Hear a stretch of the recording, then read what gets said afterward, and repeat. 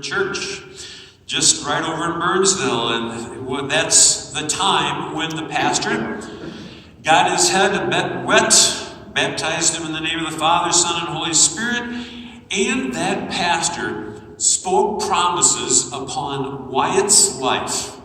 And then the pastor marked Wyatt with a cross that would be an eternal sign of God's blessing, of God's forgiveness, of God's salvation upon Wyatt, no matter what else might come. And it was at Prince of Peace, with his mom's involvement in the music and drama ministry, that Wyatt ended up getting dressed up as a shepherd for the Christmas cantata. I'd like to see those pictures. And then later, as a budding gifted musician, he was part of the new middle school worship band, Ray High, here at Shepherd of the Valley. And he joined friends like Cole, Laura, Joey, Eric. And you could even see outside of church the creative nature of Wyatt, because at home he was making his own homemade music videos before YouTube was a popular thing.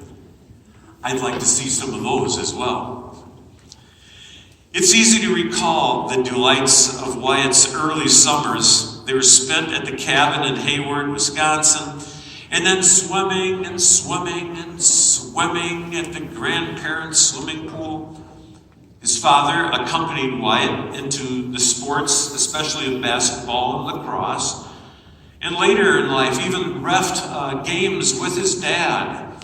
And it should bring a smile to your face if you know personally Wyatt's own infectious smile, his sparkling eyes, his easy humor, his dedicated love to family and friends.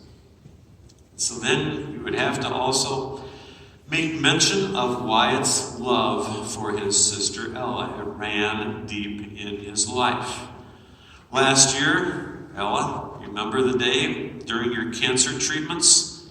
It was Wyatt who first shaved his own hair, and then Ella allowed Wyatt to be the first one, or the one, to shave her head before the hair fell out during chemo. It was his method of showing his shared support and love of family. That's beautiful.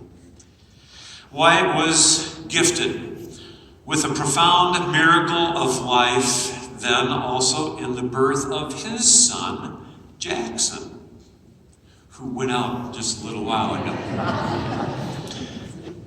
Jackson is 18 months old, and Wyatt accompanied his girlfriend Hallie and Jackson as they were both baptized not long ago in the chapel here at Shepherd of the Valley. And that's when they were marked, remember, being marked with the cross of Christ, and your son too. The same promises were blessed upon them, of a promise of a God who would not leave them no matter what might come.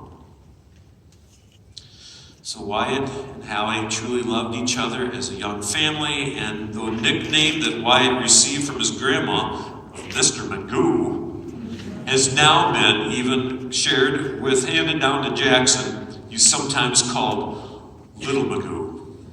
I didn't know that. But you know also, maybe you know also, Wyatt wrestled deeply with life. And it was about 2 years ago that in a terrible accident, Wyatt experienced a severe back injury. And then in recent months, a severe concussion. He had many side effects. And in the midst of those recent challenges, he was intentionally seeking a connection, hope, and healing from God in recent months. And so he had deep, honest conversations, prayers with Mom, and the mark of the cross on him again, right? Very recently experienced a new assurance in his faith in God. Thank you. But then unexpectedly, a shock to everyone. Last week on April 24th, still with the mark, the invisible mark of the cross on his life, the external sign, the eternal sign of God's blessing and salvation upon him, Wyatt's life on earth ended. And immediately I say, he was found completely embraced in the faithful, merciful, loving presence of the one who gave him life. Thanks be to God for the life and memory of Wyatt Michael Day, for the amazing grace of God's healing and peace, both now and forever. Amen. So let's ask these questions right up front and right here honestly.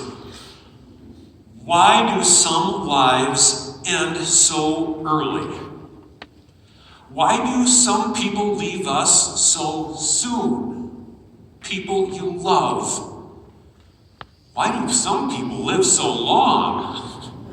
I mean, some people have long years filled with health. Others have long years filled with lingering diseases or illnesses, disability, or memory loss. Why do some lives seem to go so perfectly as if they're sprinkled with some kind of magic good luck dust? And then there are other lives that seem like they're sprinkled with accidents, then illnesses, then challenges, and more ups and downs.